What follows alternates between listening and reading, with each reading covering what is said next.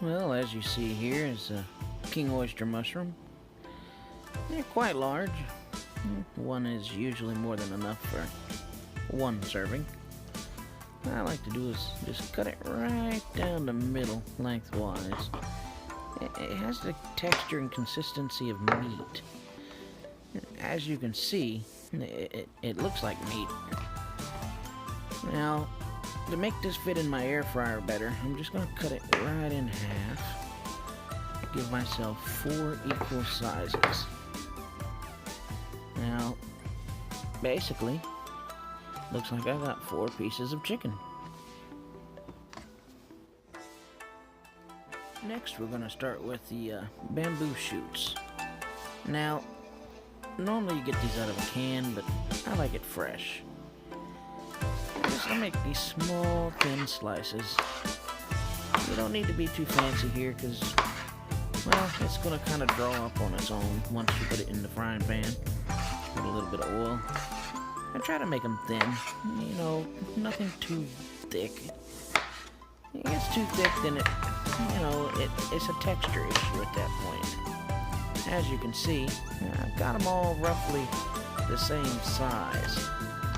Now, to make it a little easier, since I don't have a very big frying pan, I'm just going to cut them in half. Make these little cubes. It's also a lot easier to pick up with the chopsticks. So, slice those up, and they're ready to go. Now, you just need yourself a little onion. This is a white onion. I've cut the top off and took the skin off. And, well, I love onion. Onion is so good, and it's good for you. I'm just going to make some slices across here. I'm not going to cut all the way through. It makes it a little easier when I do go to dice it and everything. I guess that's what you call it. I'm not a chef. So I saw this on YouTube. You slice it like that, then you turn it sideways, and you make the other slices in the other direction. And once you do that, it makes little diced cubes. It's so cool. And until that happens. I love the onion, especially in any kind of dish that has any soy or noodle or tofu or anything like that. It's just so good. Now, what I'm doing here is just breaking it up with my fingers because, well, my cutting is not so good, but it works. Broke it up, I picked out some of the skin, the harder skin that was on the outside, and now the onions ready to go. You don't want to chop it up too much. You want it to be big enough so that you can actually still taste the onion, because some of it's going to disappear. You know, just pile it up and let it rock. Now for some garlic. Don't need a whole lot, just 1 piece. Now, some people say you smash it. Smash it with a knife, smash it with your hand. I ain't figured this part out yet. I prefer to just rip it off piece by piece. But then again, you only need 1. Now, I do know that you smash these. And this seems to be working pretty good. I'm just going to take the skin off and, you know, try to clean it up as best I can. It's got some good color. It's fresh garlic. It adds a good flavor to the meal, any meal you put it in. I'm just going to slice it up thin here, and that way the flavor can come out. And then we can add it to the dish. Next, these little snow peas. They're not much to them, but I do like the flavor they add to the dish. They got a good texture to them. I like to cut these tips off because, well, they can be a little chewy sometimes, and it's like gristle on meat. It's just not a texture that I like. Cut them off single, or what I like to do to speed up the process is I just stack a bunch of them together and get them lined up as best you can, like a deck of playing cards, and I just chop the tips off. You know, it's little things like this that make the meal so much better. Once you do that, they're ready to go. See how clean the tips are? Yeah, I'll just finish them up and go now for some cool mushrooms. These are Enochi. They're long and stringy, sort of like bean sprouts. And, well, you just cut off what you want. And the bottom part's the root. It's kind of not as good as the tops, but you just cut them up and, well, as you can see, they're not much to them, but they do impart a good flavor. And once again, it's all about flavor and texture. As you can see, they look delicious, don't they? Put them to the side and move on to the next thing. Now, something that I like to add in almost all my dishes is this lettuce. There's no calories hardly, and it's very good for you. Now, I've washed them, and I've dried them a little bit. As you can see, I got my board all wet, but I just chop them up, you know, get little strips. I'm not really sure what the name of this lettuce is. If you know, leave it in the comments. But, you know, I chop it all up, get all the green I can get. I'm not too much of a fan of this bottom piece. This white piece right here. So I usually just throw that in the compost heap. You know, it's a little chewy. I like this part. It's the good stuff. Yeah, I just chop it up real fine and real nice until we get on to the next product. Tofu. The vegetarian's dream. I like soft tofu. I use firm, but as you can see, it cuts so nicely. It just slides on a knife perfectly. You know, people give tofu a bad rap, but I personally like tofu. The texture, especially in like miso soups, but I'm trying to eat healthy here, and as you can see, I kind of keep them all the same size. Let's show you again here. Not too thick. That one's kind of lopsided, but that's all I should need just for one serving.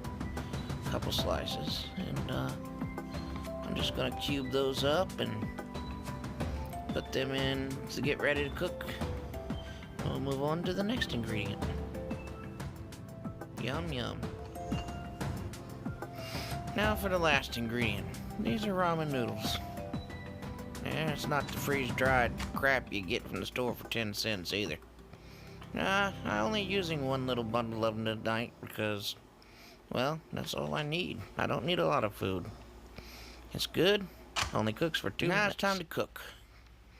Over here at the air fryer, this little basket in the air fryer, these king oyster mushrooms fit just perfectly in here. You just line them up like little pieces of chicken.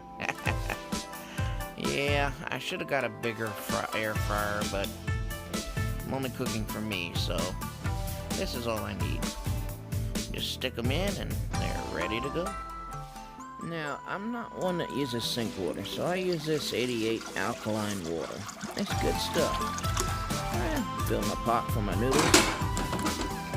And, ready to go. As you can see, I didn't use too much water. You just want to cover the top of it. Now, this is rice vinegar. It's really good. It's Korean. And I like to use it when I cook my noodles because it keeps them from sticking together. And it just gives it a good flavor. I like vinegar in general. And they all seem to have the same kind of top. You just give it a couple good squeezes. I give 3 good little squirts here. And it just helps the noodles. I love the stuff. Now this Thrive, I've never used it before, but it's supposed to be good. It's algae oil. Forget canola, forget peanut butter, forget avocado. I'm using algae oil. You know, it's got good saturated fat, trans fat, only 120 calories, no cholesterol, no sodium. You know, good. I think this is going to be a good marriage between oil and me. Thank you, algae. Now, what you want to do with this oil, you don't want too much of any oil, to be honest, even though it's algae oil, but you just put a little, like, old $50 looking size in the pan, and you know, spread it around. You only want it that big. You don't want a lot. A little goes a long way here. The vegetables, and they're going to impart their own oils, and it's just going to be one big conglomerate. Now, I'm going to turn this up to about 4 or 5. I think I'm going to do 5. You know, get it good and hot. That way, it flashes the vegetables. And I'm just going to check and see if it's hot yet. It's hot. It's a little warm to my fingers.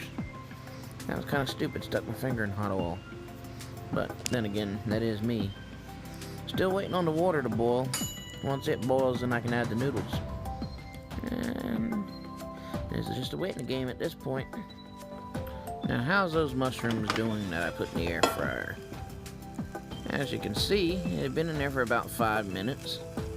And they've got a good feel to them. Feels like a cooked chicken breast. It's funny because these things taste like buttery chicken too. I don't know why. I've never heard of it before, but I love these things. Well, now that they're done, I can move on to the rest of the meal.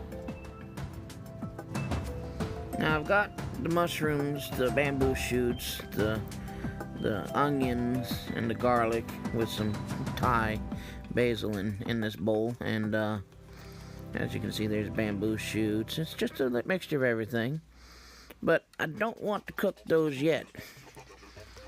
I want to cook these. See, those peas, they take a little longer to tender up, but they've been cooking for a minute, so I'm just going to go ahead and dump the vegetables in and let them kind of stew in their own juices and a little bit of that algae oil. And the water's boiling good over there, but you know, you just want to give them a good stir, mix them up. You don't want anything to burn, and you don't want your onions to completely disappear on the bottom either. So you try to mix it up as good as you can. You know, make sure everything's in the pot. And well, you know, look at all these colors. Look at that steam. Yum yum. And the water's boiling. Now it'll be time to add the noodles here shortly. Now that the water's come to a hard boil, I just put the noodles in and you stir them and break them up, and you know, you want them to cook for a good 2.5 minutes. That's all. Any more, and it ruins them. Any less, and they're too tough. Looks like the vegetables are coming out just fine. Time to take it to the next step. Now, this is that lettuce I chopped up, and I want to put it in a little last because it wilts quick and it sort of disappears on you. So I'm just going to put it in, and then I'm going to put my plate on top of it. It traps the steam. You know, I don't have a lid, so I have to compromise somehow. Noodles are boiling fine. Give them a quick stir. And voila. Now that they've been steaming for about 1.5 minutes, 2 minutes, I'm going to take the plate off. See what is going on. Give it a little stir, and it looks like it's pretty well done. I'm happy with the way that looks. The noodles are done. Time to move on. Now for the tofu. Tofu's a little tricky. Since it's so soft, you don't really want to play around with it too much. Keep the heat high, that way it kind of browns it. You know, it's like cooking fish. You know, you just want to separate all the little chunks so they all kind of get cooked up good. You're not really cooking it, you're just warming it. Now you got your noodles out, you put them in a little strainer. Now you take this soy sauce and you pour it all over your noodles. Now I tell you, these noodles are cold. I rinsed them in cold water, so they're cold.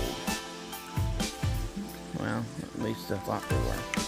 Now, anyway, after I do this, I'm gonna let the noodles cool a little bit more, because obviously the bottoms was somewhere in the middle, still hot, and you can see the steam rising off of them. But give it a good mix. Stir your tofu. Don't forget your tofu. And you know, this is the final steps of the meal. This is all that there is left really to do. After this, it's more of a plating option. And here it is, my ramen filupyum.